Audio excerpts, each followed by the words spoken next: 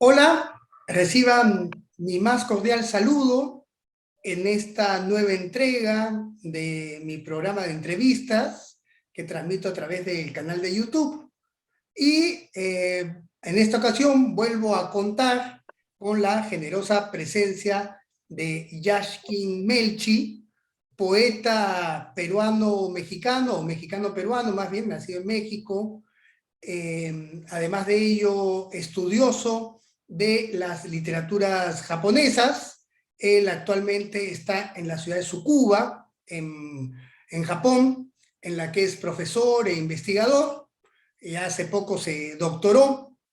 Y en esta ocasión vamos a hacer una entrevista dedicada exclusivamente a un poeta japonés que Yashkin ha estudiado a profundidad, que es Nanao Sakaki. Y la primera pregunta, bueno, supongo que muchos de quienes nos escuchen tal vez no conocen la obra de Nanao Sakaki, porque no es que esta se haya difundido completamente en el ámbito hispánico. Ni siquiera hay muchas traducciones. Bueno, Yashkin ha hecho unas cuantas y ahora va a compartir con nosotros algunas de sus versiones. Entonces, la primera pregunta sería, Yashkin, ¿cómo conociste la obra de Nanao Sakaki y qué te llamó la atención de ella como para que dedicaras tantos años de estudio a su producción poética? Hola Pedro, pues muchas gracias y saludos también a tu audiencia, a quienes nos escuchan. Este, sí, pues yo conocí a Nanao Sakaki a partir de un poema y esto como que siempre lo digo aquí también en Japón, porque la gente también se sorprende, ¿no? Como yo leí un poema de Nanao Sakaki, mejor dicho, un amigo chileno que se llama Héctor Hernández me lo mostró. Y cuando yo lo leí, bueno, fue un poema pues, que a mí me conmovió y se quedó ahí, ¿no? O sea, como que lo guardé como un poema que me gustaba mucho. Y unos años después, cuando yo quería entrar a estudiar estudios japoneses, ahí en el Colegio de México, otro amigo chileno, Andrés González, me recordó ese poema y me dijo, bueno, pues está este poeta, Nanao Sakaki, ¿no sería interesante que exploraras su vida, su obra, de la que no sabemos mucho, pero que al parecer es muy interesante? Entonces, bueno, pues ahí, digamos que ese fue mi primer encuentro con ese poema, que se llama, en español se llama Carta de Amor, Rabureta, es en japonés. Y bueno, curiosamente, además estaba en un blog, ¿no? De estos que hay en internet de poesía, que lo presentaban como un poeta zen, ¿no? Entonces yo tenía esta imagen, ¿no? Muy fuerte de Nanao como un poeta zen, ¿no? Y entonces también parte de la exploración ha ido a través de ir encontrando, bueno, cuál era el pensamiento y cuál era la vida de Nanao, ¿no? Y Yashkin, ¿tienes a la mano ese poema? Sí, creo que sí, lo tengo aquí. Es un poema que además, bueno, tiene una versión en inglés, tiene una versión en español, digo, en japonés, y luego ya está también una traducción que yo hice al español, ¿no? O sea, lo que vas a compartir con nosotros es tu propia traducción de Nanao Sakaki, de este Así poema es, Carta de Amor. sí, Perfecto. a partir de la versión en japonés. Dice, si tienes un círculo de 1 metro de radio, te sientas, oras y cantas. Si tienes una choza de 10 metros de radio, la lluvia arrulla tus sueños. Si tienes un terreno de 100 metros de radio, cultivas arroz y crías cabras. Si tienes un valle de 1 kilómetro de radio, tendrás leña, agua, vegetales silvestres, amanitas.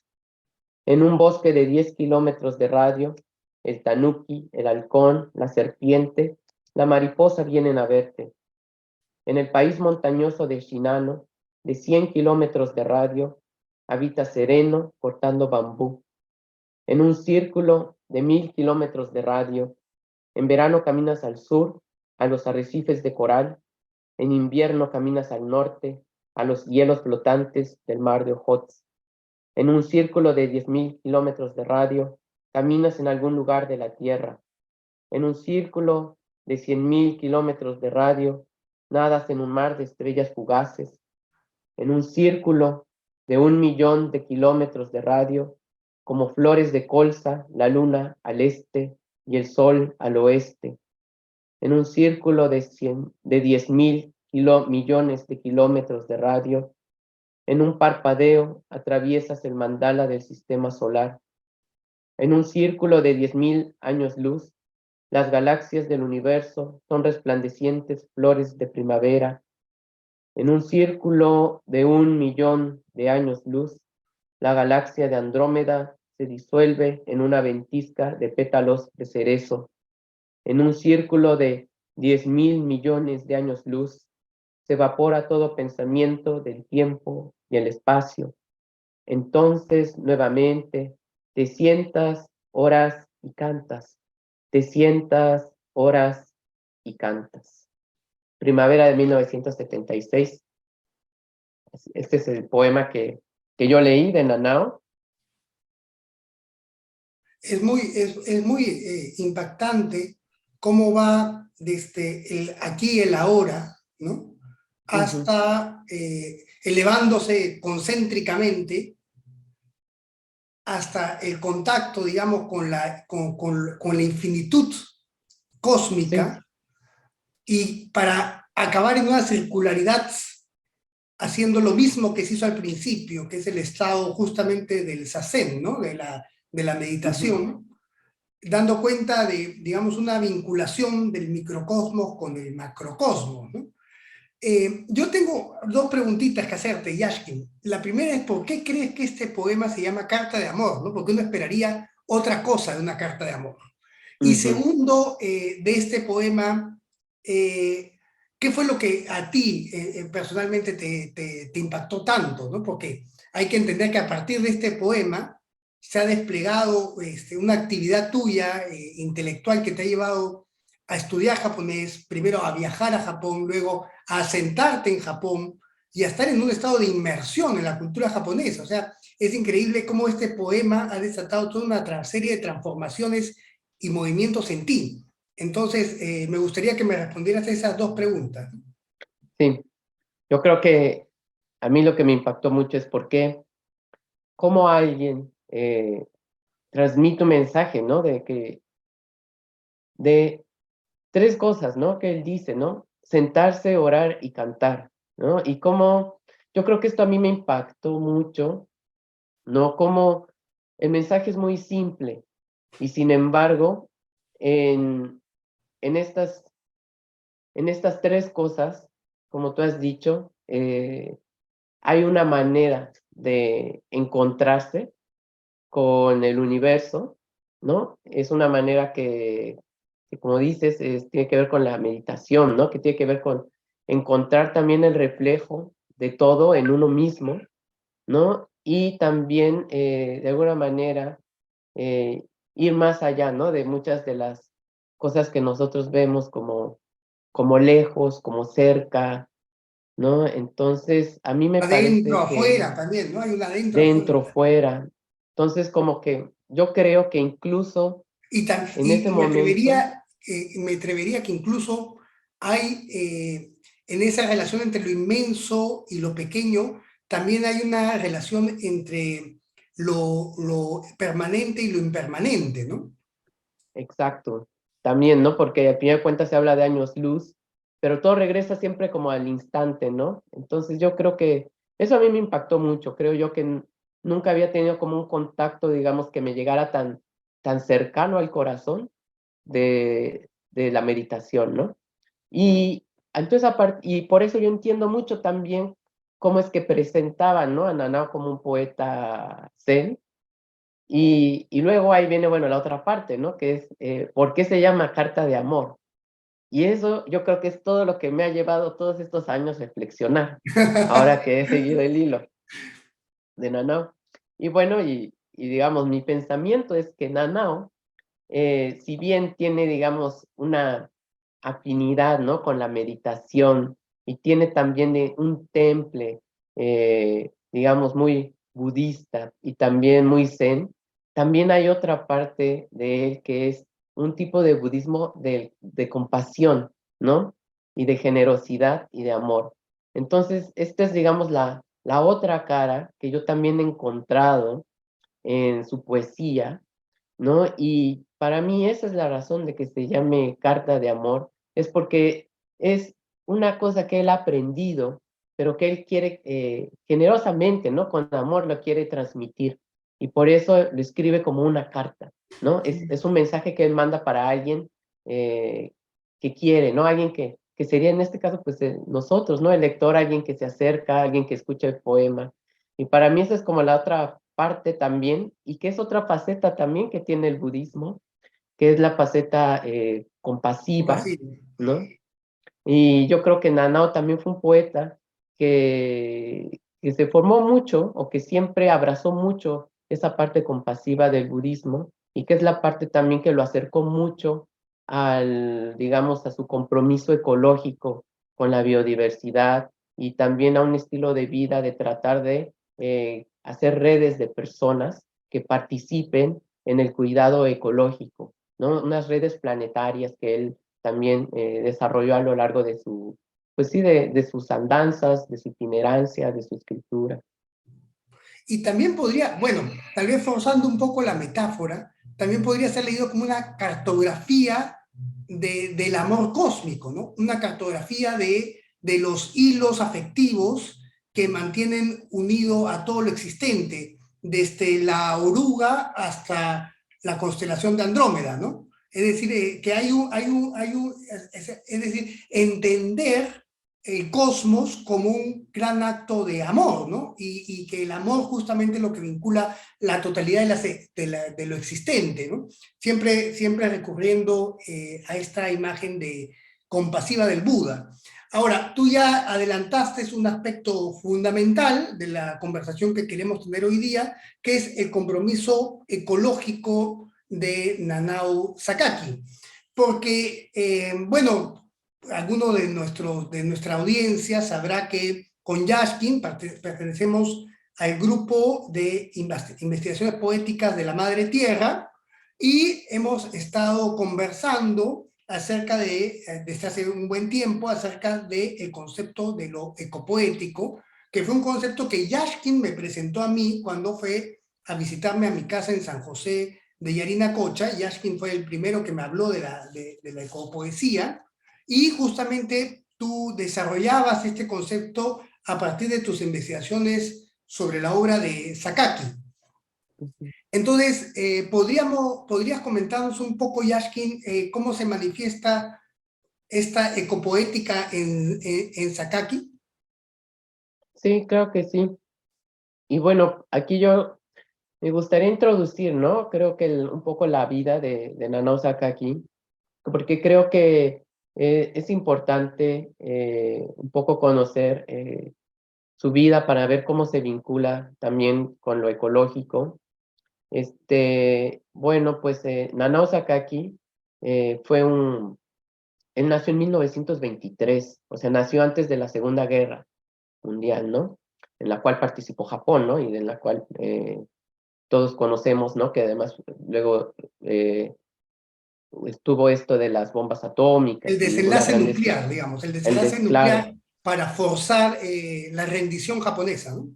Y exacto, entonces, además de mandar un mensaje de Estados Unidos como potencia imperial, ¿no? exacto. Entonces también esa es una faceta importante porque Nanao, él tenía 20 años, ¿no? Cuando empezó la guerra y él sirvió en la guerra como un operador de radar. Entonces estaba escondido en un búnker en la zona sur de Japón, que es su lugar de origen, ¿no? Y él cuenta cómo él presenció la bomba atómica de Nagasaki, ¿no? O sea, él dice que toda la gente salió, ¿no? Ahí a ver, y pensaron que era un volcán que se encuentra ahí en esa zona que había hecho erupción. O sea, eso a mí me da una idea, eso lo cuenta en un poema, eso da una idea de cómo era algo que simplemente sobrepasaba, ¿no? La imaginación de lo que podría ser, ¿no? O sea, la escala, ¿no? Era el volcán que había hecho erupción. Y bueno, ya después cuenta, ¿no? No, Como, y interesante además que lo presente como una fuerza de la naturaleza, ¿no? exacto, Como el ¿no? desatarse de las fuerzas más volcánicas de la Tierra, ¿no? Ujú. Entonces él forma parte de esta generación, ¿no? Pues, de jóvenes que estaban ahí metidos en medio de una guerra en la cual además perdieron, bueno, pues perdió su casa, perdió a varios amigos. Entonces él después de que finaliza la guerra decide mudarse a Tokio, ¿no? Hacia la gran ciudad, ¿no? Como muchos jóvenes, pues como para empezar de nuevo su vida, ¿no? Y ahí, bueno, él estuvo trabajando en una editorial, en una revista muy importante que se llama Renovación, y ahí conoció también a muchos escritores famosos, ¿no? A Osamu Dazai, a varias figuras literarias importantes, pero al poco tiempo él también se desencantó de un estilo de vida que tenía que ver más con el trabajo en la oficina y con formar una carrera, ¿no? Entonces él decía, ¿no? Que él quería tener un tiempo para su arte, ¿no? Y que de alguna manera este Japón que surgió después de la Segunda Guerra Mundial, que es un Japón que además se volcó, digamos, a una producción muy grande, ¿no? En el sistema capitalista, un desarrollo económico acelerado. Entonces él renunció de alguna manera Y a que, y que, eso y que, y que somete al ser humano a estilo, o sea, este nuevo Japón, a los índices de productividad y de eficiencia, ¿no? exacto. Entonces él decidió que no quería ese estilo de vida y dijo, bueno, ¿qué es lo que me ofrecen? ¿Cómo puedo yo entonces vivir aquí en Japón? Y entonces se dio, bueno, él cuenta, ¿no? Él dice, bueno, eh, si yo quiero vivir teniendo un tiempo libre completo, voy a tener que irme hasta lo más bajo de esta nueva sociedad que está emergiendo, ¿no? Entonces, bueno, él pues vivió, digamos, como una especie de poeta vagabundo en una zona que en ese momento todavía era una zona que era muy pobre, ¿no? En Tokio. Y bueno, ahí estuvo pues él varios años, ¿no? Tenía de repente algunos trabajos, pero sobre todo pues se dedicó a caminar ahí por la ciudad y después, junto con otro poeta, con un escultor amigo, se dedicaron a recorrer Japón, ¿no? A Caminando. recorrer Japón así de un poco como a dedo, ¿no? Como se dice, ¿no? Entonces ahí, sin, digamos, sin mucho gasto, ¿no? Ahora, Y Yaskin, yo creo que sería importante acá ver que esta figura del poeta errante tiene, o lo que tú has llamado poeta vagabundo, tiene antecedentes en la tradición literaria y espiritual japonesa, pero que al mismo tiempo Nanao reactualiza el tema, modifica el tema como respuesta también a la modernidad japonesa. Entonces ahí hay algo que es bien interesante, que sería bueno que nos lo explicaras. eso es muy, muy, muy bueno, Pedro. Claro, en Japón existe una tradición de la itinerancia, ¿no? Y la poesía, que quizás es una particularidad, ¿no? Que muy, muy presente, al menos en el este de Asia, porque viene incluso desde los antiguos sabios y poetas taoístas y del Chan también, del Zen. Y entonces en Japón, bueno, tenemos a Saigyo, tenemos a Basho, tenemos a Ikkyu, tenemos a Isa, hay, digamos, toda una serie de poetas itinerantes, ¿no? Que también y esto es una manera de decir que son poetas que a través de recorrer el territorio, de ir por los caminos, van también ejerciendo una labor poética, una labor contemplativa, y todo eso pues se ha ido desarrollando como parte del canon de la poesía japonesa. Y ¿Y eso es muy importante. cuál era el sentido de estos viajes, el telos, digamos, el sentido profundo de estos viajes? Supongo que habrán distintas respuestas, pero en general, ¿Por qué existe esta tradición de poetas itinerantes? ¿Por qué lo hacían, digamos? Sí, yo creo que podríamos decir que hay algunas razones.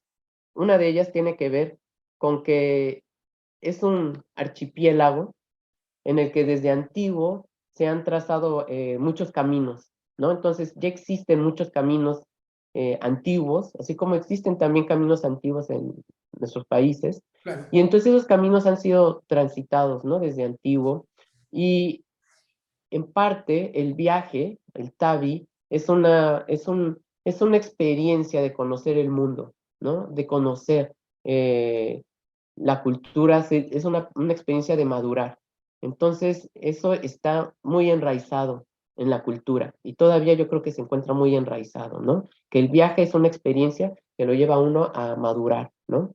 Entonces, eso es por una parte y eso también tiene una conexión con que esa experiencia es una maduración que también es espiritual, es una maduración espiritual que, como digo, está conectado con la práctica taoísta, con la práctica budista, y ahí existe una meditación, ¿no? Que es caminando, y también está conectado claro. con una maduración estética que tiene que ver con el conocimiento de la naturaleza y con el conocimiento de la cultura, porque eso está ligado, ¿no? La cultura naturaleza, y entonces, digamos, se ha desarrollado desde antiguo toda una tradición del conocer las estaciones, del conocer los lugares, del conocer los caminos, y todo eso se vierte en una estética, por ejemplo, de los diarios. Los diarios son una parte muy importante, los diarios de viaje en la poesía japonesa, en la literatura japonesa. Entonces, todas estas capas Y están bien en estos enraizadas ahí. diarios aparecen los haikus intercalados con las descripciones de las derivas, ¿no? De los desplazamientos.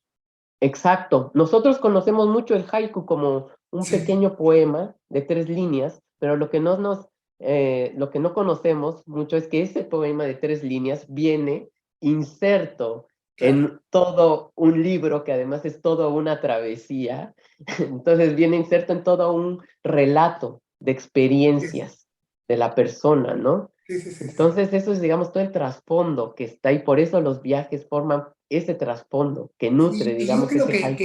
ese detalle es fundamental en la comprensión, para amplificar la comprensión que podemos tener del haiku, ¿no? Porque no solamente es el poema contemplativo del momento, sino todo, o sea, el contexto en el que ese poema se inserta y la descripción incluso del momento en el que ese poema surge, de las acciones que estaban teniendo lugar que estaban teniendo lugar y que posibilitaron ese instante de revelación contemplativa, digamos, que se plasma en el haiku, ¿no? Exacto. Y en ese diario, en esa itinerancia, viene toda la humanidad que descubre el poeta, porque en esa itinerancia viene todas sus buenas y malas experiencias, ¿no? Viene también todo lo difícil que es echarse un viaje, ¿no? De este tipo, ¿no? Así como de lugar en lugar, ¿no? Y a pie, ¿no? Entonces yo creo que Nanao retoma eso, toda esa vocación que tiene en la tradición poética y también desde lo que significa esa experiencia. Y ahí viene la parte interesante, ¿no? Él lo retoma ya en una época de la posguerra, en la que pues existe ya toda una otra manera de viajar, que es una manera de viajar en tren, viene el tren bala, viene, digamos, toda esta otra manera de turismo, ¿no?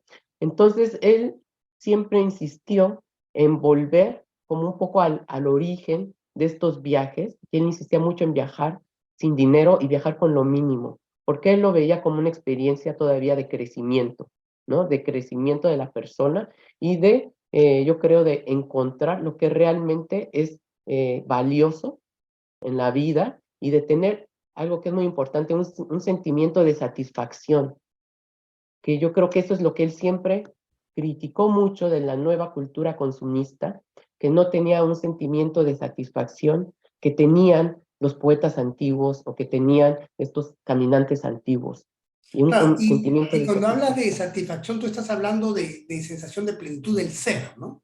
Exacto, de una plenitud del alma, ¿no? De una plenitud existencial Que eso es algo que el viaje, como te obliga a ir ligero, pues te enseña. Y lo segundo, yo creo también un sentimiento de gratitud, porque cuando uno viaja, pues también depende mucho de los favores y de las personas, ¿no? Entonces, y lo tercero sería conectar luego personas, ¿no? Generar relaciones con esas personas que uno conoce. Yo creo que él retoma mucho eso en su poesía y él hablaba mucho, ¿no? Como de un camino del Jorosha, que es como el vagabundo, ¿no? Porque él, digamos, estuvo mucho tiempo, ¿no? Como una especie de vagabundo citadino. Después él retomó, digamos, ya como una manera de viajar, más por toda la geografía japonesa. Y eso ya entonces se conecta con su vida, porque en estos viajes además él ve cómo empieza a haber muchas transformaciones en el ecosistema, en los territorios, cómo la industrialización de Japón también trae consigo problemas ambientales, problemas de contaminación, la proliferación, por ejemplo, de la energía nuclear, de centrales de energía nuclear que se construyeron en la posguerra, ¿no? Para sostener, digamos, esta nueva economía pujante. Entonces, él ve esto también como una especie de olvido, ¿no? De la propia sociedad japonesa, de sus propias raíces, ¿no?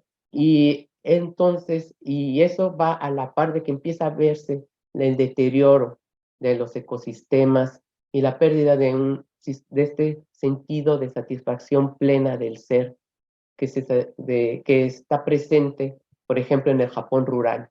Nanao, bueno, él es originario también de una comunidad rural del sur de Japón.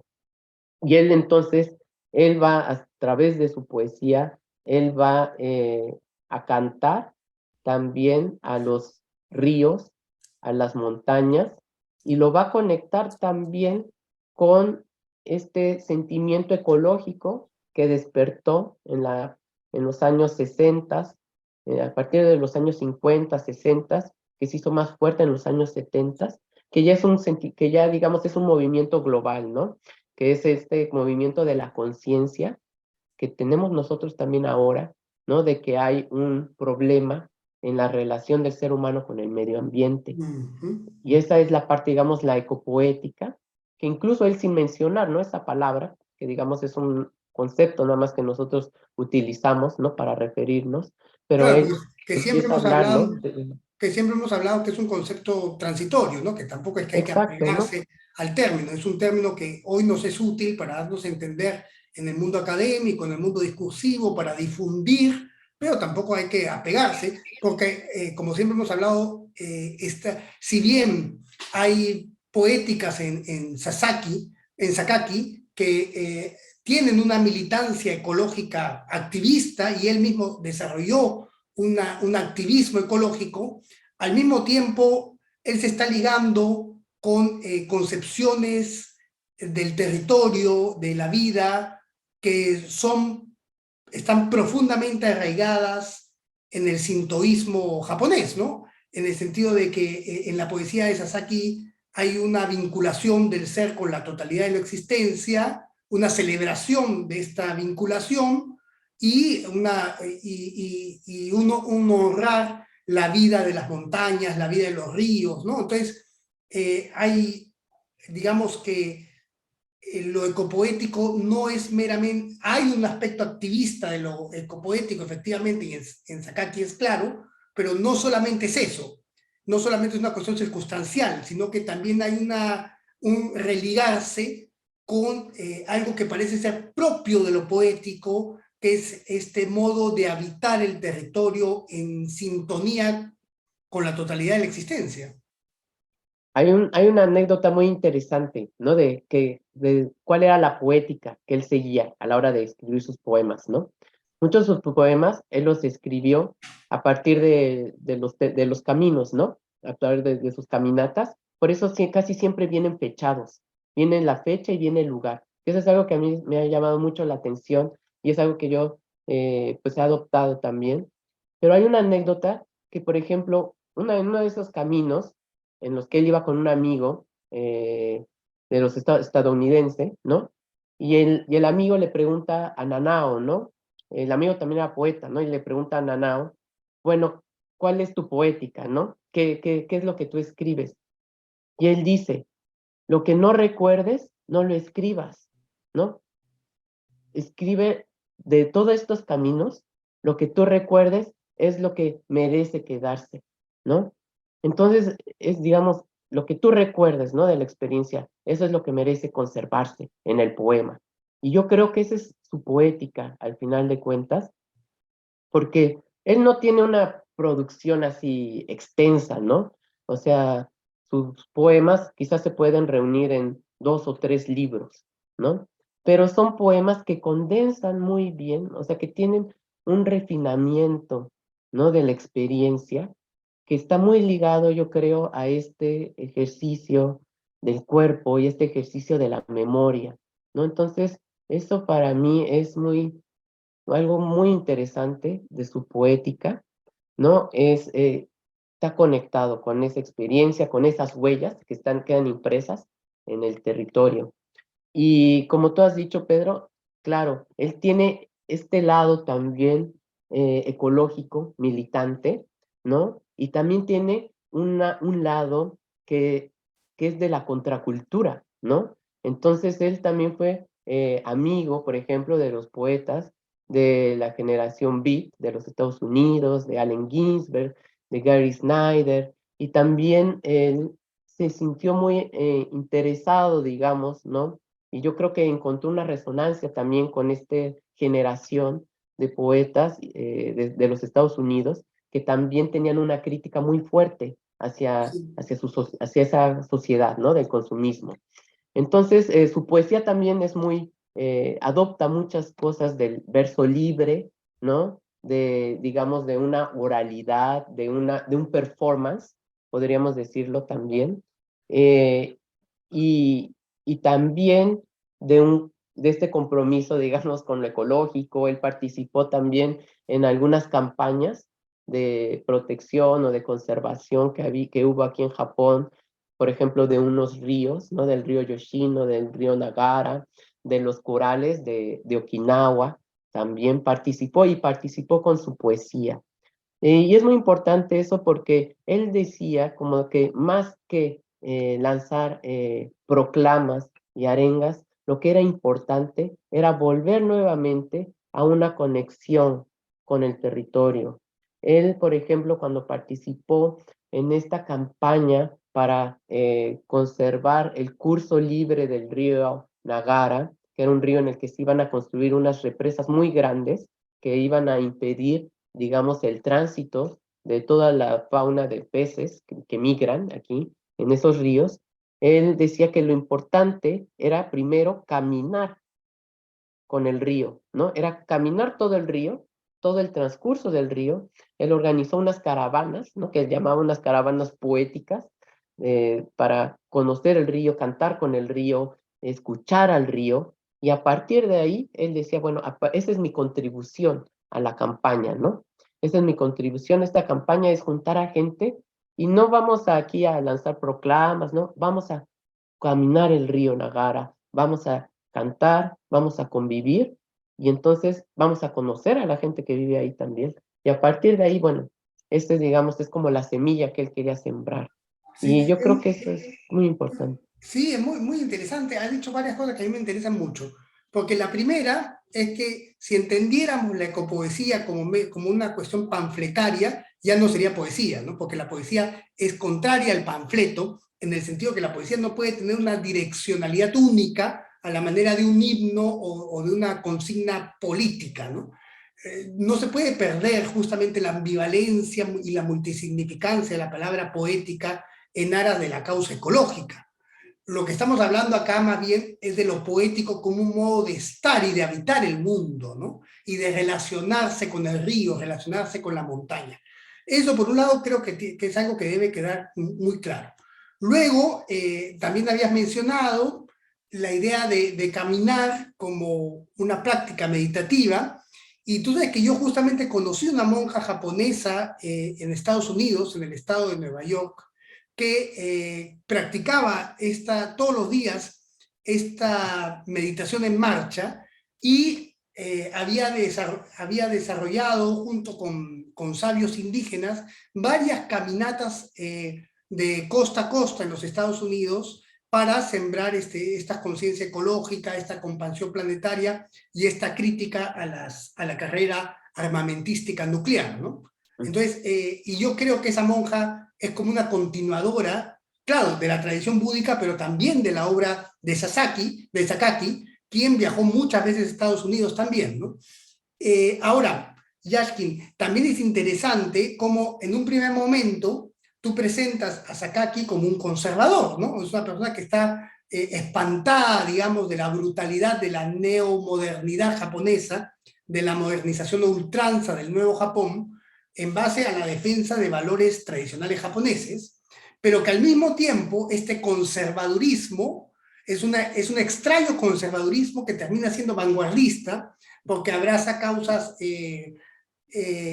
la causa ecológica, que yo creo que tiene una raíz conservadora, pero de una manera bastante interesante y actual, y al mismo tiempo adopta versificaciones no habituales de la poesía japonesa. Entonces genera una extraña forma de vanguardismo conservador, ¿no?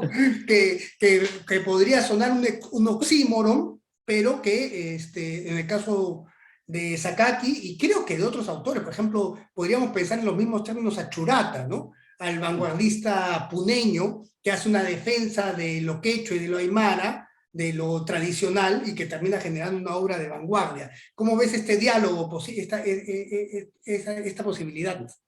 Yo creo que en eso se parece mucho, ¿no? Porque yo creo que también, o sea, Japón, ¿no? O sea, la literatura, hay muchos ejemplos, ¿no? De cómo se adoptan y se adaptan las vanguardias a las poéticas japonesas. Y sin embargo, hay algo que yo creo que de lo que saca aquí ese ejemplo también, es que se trata de adoptar, pero con raíces, ¿no? Entonces, y yo creo que él adopta también el discurso ecológico, pero dice, ha de ser una ecología con raíces.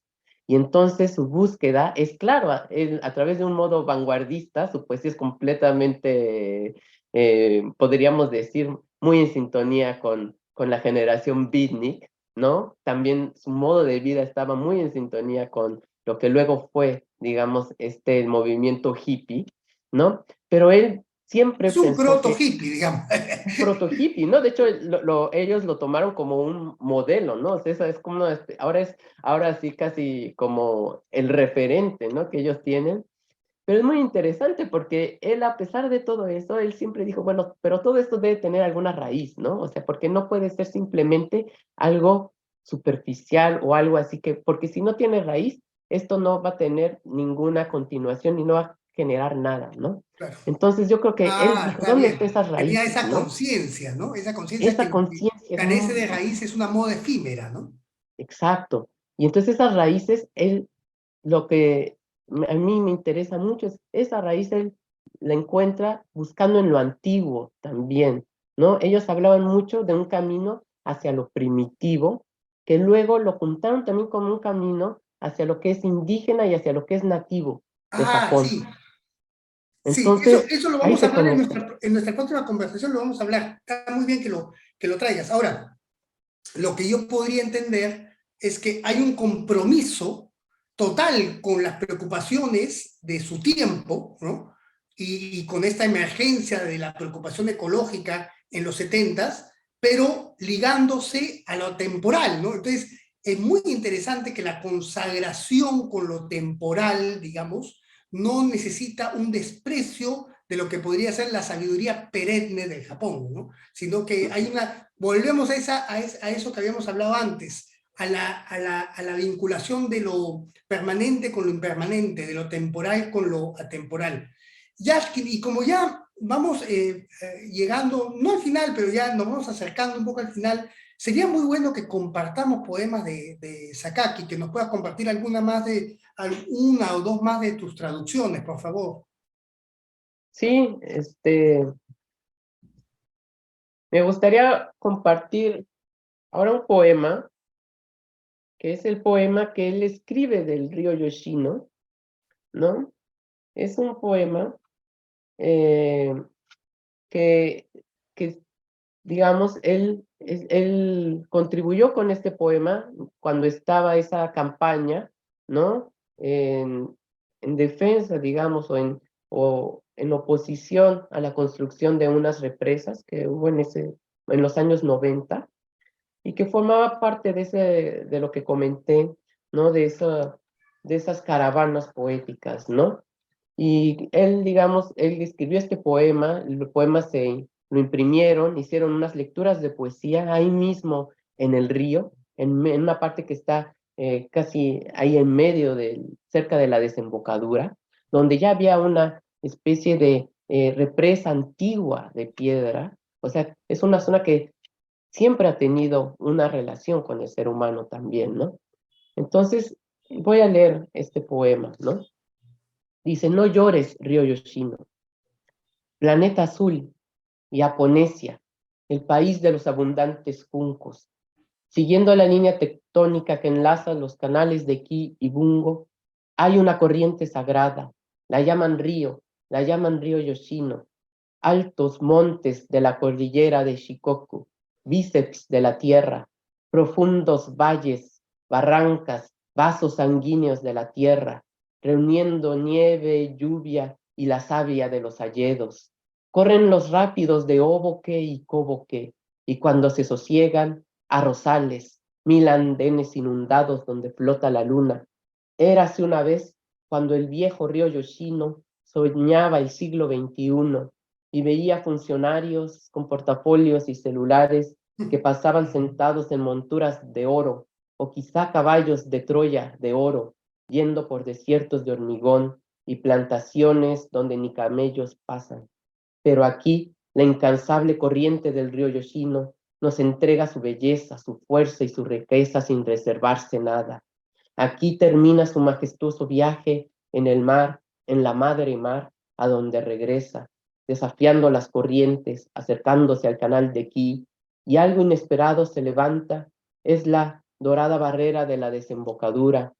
En las comarcas de esta barrera, este castillo mágico, desaparecerá el cangrejo violinista de las llanuras de marea, desaparecerá el zarapito trinador de las riberas, desaparecerá el águila pescadora de los binoculares y desaparecerá el observador de aves del futuro. ¿Qué será entonces de la tercera civilización de piedra del día de mañana? ¿Será la que imite al cangrejo violinista balanceando asimétrica gran tenaza, viviendo en agujeros de hormigón? No llores, río Yoshino, tú eres corriente sagrada, la gente te llama río, la gente te llama río Yoshino. Ay, no llores, río Yoshino. Noviembre de 1996, en la aldea de Oshika, línea tectónica media.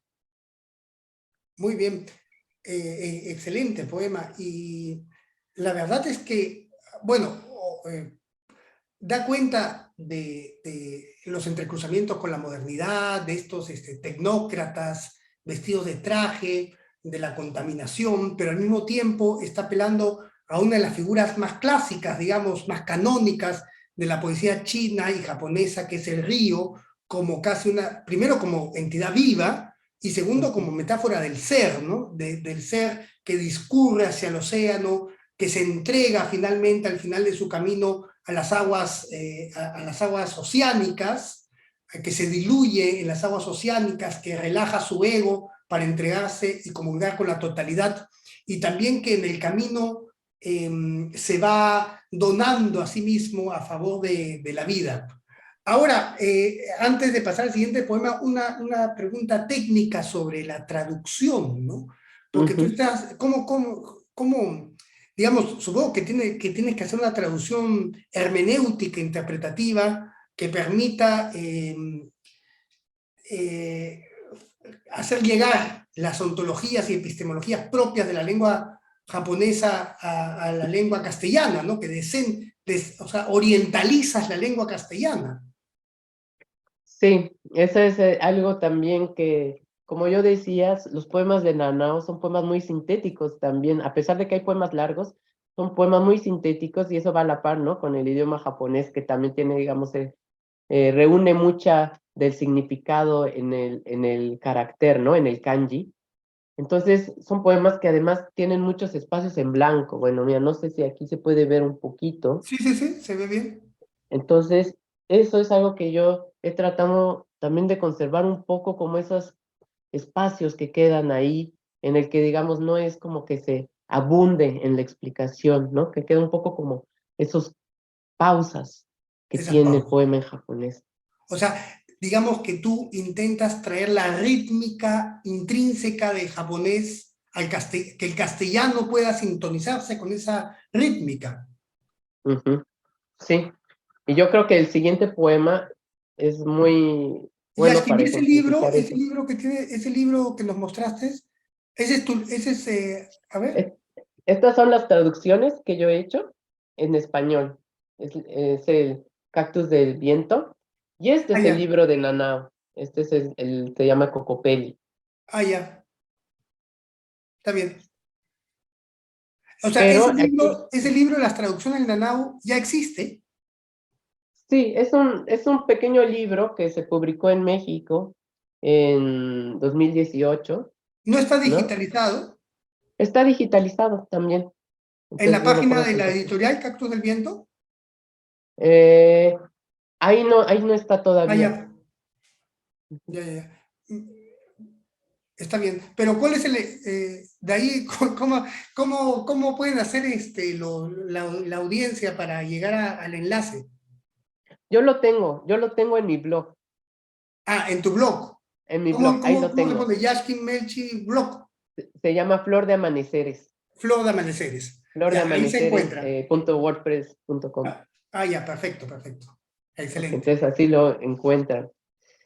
Y el siguiente es un poema muy cortito, pero que a mí me gusta mucho porque es un poema que además Nanao tradujo a muchos idiomas y es, creo que el O sea, poema que que él estaba mismo lo originalmente en tradujo. español. Que él mismo lo tradujo. Él y con ayuda de amigos, ¿no? Ah, ya. Con ayuda de sus amigos lo tradujeron. Entonces lo voy a leer primero en japonés para que se escuchen, porque es un poema muy, muy breve. Ujú. Dice, Kore de Jubun, Ashi ni Tsuchi, Te ni Ono, me ni Hana, Mimi ni Tori, Hana ni Kinoko, Kuchi ni Hohoemi, Mune ni Uta, Hada ni Ase, Kokoro ni Kase.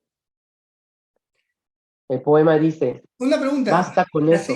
Así nomás escuchándote, sin entender nada de japonés, evidentemente, salvo las pocas palabras que conozco, hay como una tonalidad eh, conscientemente simplificadora, ¿no? O sea, como muy primigenia, muy hasta infantil, ¿no? Casi de balbuceo.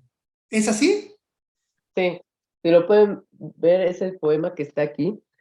El Ujú. poema son tres columnas. En Sí. una columna viene un carácter, en otra columna otro y en otra columna otro carácter. Entonces, este se lee así, pero digamos, o sea, es un poema muy, muy sintético, ¿no? Y dice, y este es un poco un poema que era como un lema para Nanao, ¿no? Como un poema de su lema de vida, ¿no? Y dice, basta con eso. Tierra para pies, hacha para manos, flor para ojos, pájaro para oídos, hongo para nariz, sonrisa para boca, canción para pulmones, sudor para piel, viento para mente. Y, y eso es, y el poema se llama Basta con eso. Entonces el mensaje es con, ese es lo que expresas, con eso es suficiente, ¿no? Quizá para vivir poéticamente, ¿no? Entonces, ese es un lema, ¿no? Que Claro, él adoptó. digamos, el vivir poéticamente no requiere de un excesivo ejercicio de sofisticación intelectual, ni tampoco de una doctrina espiritualista complicada y llena de barroquismo simbólico, sino que más bien hay una espiritualidad de la simpleza, ¿no? de de la simplemente simplicidad. estar, de simplemente vivir, que justamente es muy acorde con la raíz taoísta del budismo zen, ¿no? Sí, yo creo que es un poema que tiene ahí directamente sus raíces, ¿no? Y nos está diciendo, bueno, pues, ¿no? O sea, para la nariz tenemos las flores, ¿no? O sea, para las manos tenemos las herramientas, ¿no? Para el aliento, ¿no? Tenemos la canción, ¿no? Y dice, y basta con esto, ¿no? O sea, ya en esto hay una plenitud, ese es una plenitud de ser, que eso es lo que significa un poco este Yubun, que es el título. Claro, y el compromiso ecopoético sería la necesidad de refrenar los deseos egoístas, el querer cada vez más, acumular más, la voluntad de poder, digamos, refrenar todo esto a favor de una realización plena del ser en la renuncia y en la austeridad y en la En la simpleza. austeridad, en la simpleza, ¿no? Yo creo que critica mucho, ¿no? Como este deseo desmedido que tiene o que adoptó, ¿no? La sociedad japonesa por el dinero. Por eso él hace esa crítica en el poema que leí antes del río Yoshino a los que van, a los oficinistas que van en sus monturas de oro, ¿no? Sí. Él hace, porque es una crítica, digamos, al oro, pero ese deseo por la riqueza, cuando la riqueza también es algo que se experimenta en la simpleza de la vida. Ahora, Ese es un Yaskin, mensaje, ¿no? ¿hasta qué punto no será que esta crítica a estos tecnócratas sea una reactualización de la vieja dialéctica entre taoísmos, entre el taoísmo y los servidores burocráticos confucianistas, ¿no? Del Oh, confucianismo. esa también es una actualización, porque eso, bueno, eso habría que decirlo, ¿no? También, o sea, no, o sea, que aquí no era alguien que participara, digamos, como del mundo literario japonés, ¿no? O sea, digamos, del mundo letrado, ¿no? Del El mundo mundo, digamos, letrado. de la O sea, pero inteligencia, ¿no? participó, ¿no? Entonces es como esos monjes taoístas que justamente primero habían sido letrados del gobierno con una Ajá, ética confuciana y que se cansan de la vida, de las intrigas de la corte y vuelven a sus pueblos y desde ahí lanzan como una crítica a la artificialidad de exacto. los ritos del Estado, ¿no? Sí, a todo ese mundo de ritos en los que se incluyen, ¿no? Pues también los ritos de la cultura, ¿no? Claro. Entonces yo creo que él también pues, tenía su postura muy crítica con muchos de los ritos de la cultura, ¿no? De la propia literatura, ¿no? Y Pero siempre está ahí presente, pues. siempre está presente. Yashkin, y tú Ujú. tienes un libro sobre Nanao Sakaki que se encuentra, va a ser editado en México, tengo entendido, ¿no? Sí, va a salir próximamente este año, ¿no? Por la UNAM, por la Universidad Nacional Autónoma de México, y es un libro que reúne, digamos, la vida de Nanao, las traducciones y también una lectura ecopoética, ¿no? De su obra y de su vida. Sí, yo he tenido Entonces, la suerte de leer ese libro y es maravilloso, así que cuando salga, estoy seguro que los lectores lo disfrutarán de gran manera. Bueno, Yashkin, muchas gracias por tu tiempo. Yo creo que a manera de, digamos, de divulgación de tus investigaciones y de la figura de Sakaki, creo que esta entrevista ha cumplido en ese sentido práctico, digamos, que nos habíamos propuesto, y también ha sido una conversación, como siempre, conversar contigo, muy grata, muy fecunda, y creo que bueno, la gente que se dé el tiempo de escucharla la disfrutará. ¿Alguna palabra final, Yashkin, desde este corazón ecopoético asentado? Estás ya entrando a la primavera en Japón, ¿no? así es, aquí estamos ya en la primavera, ¿no? Es justo, ahorita están floreciendo, ¿no? Hay unas flores que se llaman kobushi, ¿no? Que son las magnolias. Y luego vienen los cerezos, ¿no? Entonces, digamos, aquí está reverdeciendo también, ¿no? Japón, las islas japonesas. Y bueno, pues solamente quería yo expresar, ¿no? Como que decir, ¿no? Como la poesía es también un camino de aprendizaje, ¿no? Y de aprendizaje de la mente, del corazón y del cuerpo. Eso es algo que yo he aprendido aquí en Japón, ¿no? Y que entonces es un aprendizaje muy válido y muy importante. Y creo que eso, pues también ojalá que sea también una especie de aliento para todas aquellas personas que les interese explorar la vida y la obra de otros poetas o la poesía en general de otros, en otras lenguas también. Yo creo que esa es una apertura del corazón y creo que ese es el espíritu que tienen también los poetas itinerantes japoneses. Claro, porque al conocer la poesía en otra lengua, estás conociendo el corazón de la cultura, porque, digamos, si la poesía es la morada del ser, como decía Heidegger, la poesía de cada cultura es la morada de esa nación, ¿no? La raíz espiritual y la expresión más refinada de su sensibilidad, y que en este caso tiene un importante mensaje ecológico, en el cual se da una convergencia muy interesante entre lo contemporáneo y lo ancestral del Japón. Y como tú sabes, yo siempre he insistido en mi firme convicción que las investigaciones que tú estás haciendo en Japón tienen un mensaje fundamental que darnos a nosotros de este continente americano, y abriendo la posibilidad de un diálogo intercultural con lo oriental, de manera directa, ¿no? Gracias a las traducciones que tú propones, ¿no? Es decir, sin pasar por el inglés o sin pasar por el alemán, ¿no? Directamente, y sin pasar siquiera por las traducciones españolas, ¿no? Sino directamente traducidas en un castellano americano, y que ya en un siguiente diálogo vamos a profundizar con Yashkin esta cuestión de las relaciones posibles entre las poéticas ancestrales y modernas japonesas con las poéticas indígenas de América. Así que ese diálogo queda pendiente para muy prontito, Yashkin. Así que estamos hablando y muchas gracias por tu tiempo y que estés muy bien. Que Dios te Muchas bendiga. gracias, Pedro.